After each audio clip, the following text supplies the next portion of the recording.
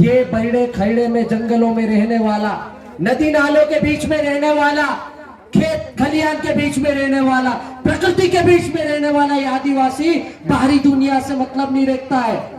ये सिर्फ समाज के बीच में रहना पसंद करता है। यहीं पे धरती को पूछता है, यहीं के पहाड़ों को पूछता है, यहीं की प्रकृति को पूछता है, यही जल जंगल जमीन को पूछता है, जिसको आप पर्यावरण बोलते हो और जिसको आप बचाने की बात करते हो। एक तरफ से सरकारें कहती है कि देश में बाघ की संख्या कम हो रही है, उसको बचाओ, शेरों को बचाओ, जंगली जानवरों को बचाओ, पर्यावरण को बचाओ, जमीन को बचाओ, जंगलों को बचाओ, पानी को बचाओ, ये सब सरकारें बोलती है। लेकिन इन सबको बचाने वाला जो आदिवासी है उसको बचाने की बात नहीं करती है। क्या कारण है भाई? कौन सी वजह है? आदिवासियों के नाम पर आपको इतनी नफरत क्यों है? जैसे घर में सबका डाला रहता है, जैसे हम गजानन दादा की बात सुनते हैं, विक्रम दादा ने भी बता दिया है कि सभी देशों की एक पंचायत होती है जिसका बाप है यूएनओ। मतलब घर में जिस तरह से हमारा बाप होता है जिसकी बात सुननी पड़ती है, वैसे सब देशों का बाप है यूएनओ। जब तुम्हारा बाप बोल रहा है कि आदिवासी इस देश का मालिक है, उसकी संस्कृति, सभ्यता, परंपरा, उसके संवैधानिक हक अधिकार को बचाने के लिए आपको 9 अगस्त दिया जाता है और 9 अगस्त को आपको मनाना है, तो क्या कारण है कि आप हमारे आदिवासियों के खिलाफ षड्यंत्र कर रहे हो? एक पगला आदमी बोलता है, कोई बोलता है कि ये वनवासी दिवस मना रहे, कुछ जनजाति दिवस मना रहे, और हमारे लोग आदिवासियों में खुश हैं। हम आदिवासी कहलाना पसंद करते हैं और हमारे दुश्मन कितने शातिर है, कितना षड्यंत्रकारी, आप सोच नहीं सकते हो। जहां से हम सोचना नहीं चालू करते हैं, हम बहुत भोले भाले लोग हैं। हमारा ढाला माणसे हिंताल भी खरगोन में जाता हશે तो एकदम થી કુદમનું પૈડી પર ની છોડે, વાણિયા ચાબી જાય તે વાણિયા ઓગો આવો કે નહીં આવો, વાણી કોઈ તે હિંગા में ઓગો જાય પછુતાવો તું હયાન બસરોજી આદો દાવ રહી જાય, આખો દાવ રહી જાય, બાકુન હાબરો અજમી પૈડી પર ની છોડે, પૈસા લેને જાય સાહુકારન ચાતી भी साहूकार आखी 20 थैला उठवाना, ए पला थैला दुई को था मेक दे, हाउ साहेब पला 2 थैला मेक दे दू। एक काम कर यार, पर ट्रैक्टर खाली करनु छे यार, और तेरे तो से कोतरा पैसा चाहे 5000, 5 नहीं 500 रुपया आप दिस लो। अबे जितना काम तू दिन भर में करवा लेता उतनी तो मजदूरी हो जाती हमारी। इस तरह से शोषण होता है हमारे आदिवासी समाज का। हमारा आदमी इतना सरल, सहज, इतना सामाजिक है कि एकदम से खुल के किसी के सामने नहीं जाता। इतना सीधा आदिवासी समाज है।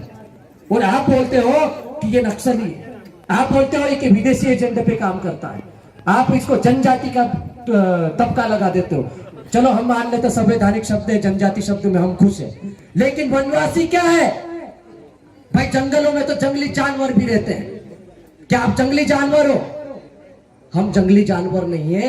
इस देश का सुप्रीम कोर्ट बोलता है 5 जनवरी 2011 का, आप मार्केंडी काटजू का जजमेंट देखो, इस देश का सुप्रीम कोर्ट बोलता है, बोले कि इस देश का मालिक आदिवासी है। भारत इमिग्रेशन राष्ट्र है, लेकिन इस देश के नेता नहीं बोलते, इस देश की सरकारें नहीं बोलती।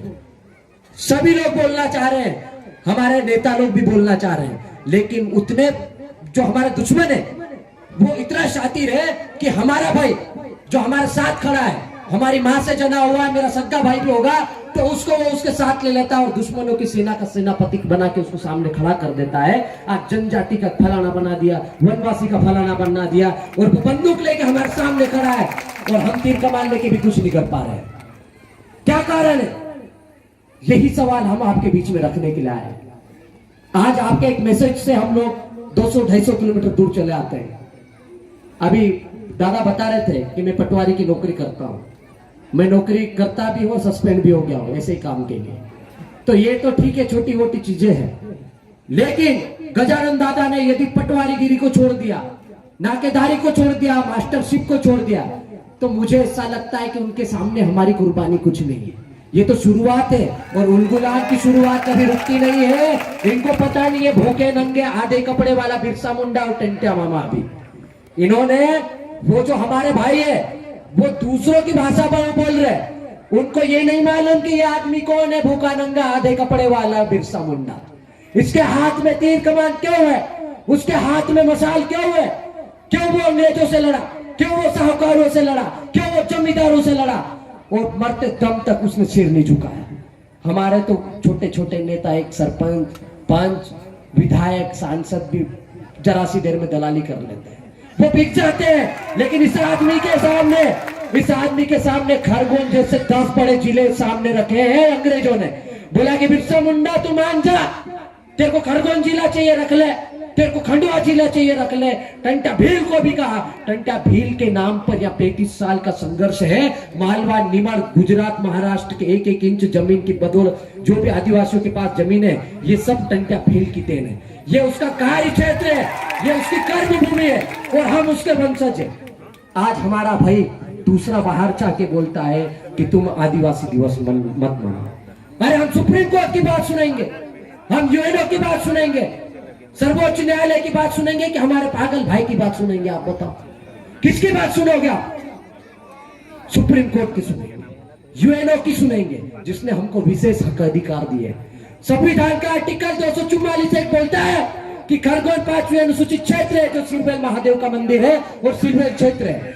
लेकिन यह अभ्यारण्य बनाने का प्रस्ताव किसने दिया रे भाई? किसने दिया? कौन गद्दार है?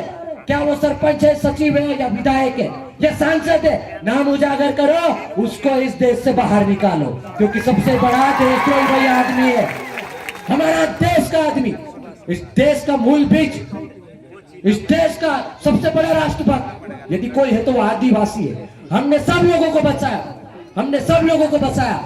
आपने देखा है खरगोन में कोई बाहरी व्यक्ति नहीं था पहले, बाहर से आए लोग हैं, उनको जमीन हमारे बाप दादाओं ने दी, टंटा भील ने दी, बिरसा मुंडा ने दी, हमारे पुरखों ने दी, डाले लोगों ने दी। उसकी बदौलत आज वहां पर बड़े बड़े कारखाने खड़े।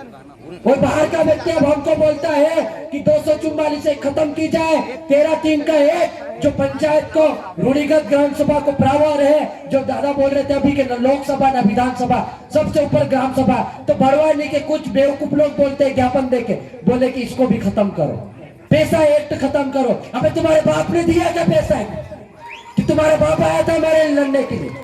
हमने तुमको हमारी जमीनों पर बसाया, हमने तुमको हमारे घरों में पना दिए। राणा पुंजा भील का नाम सुना आपने?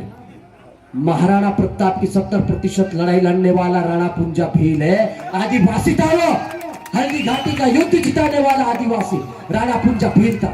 70% लड़ाई लड़के जिताने वाला अब राणा पुंजा भील।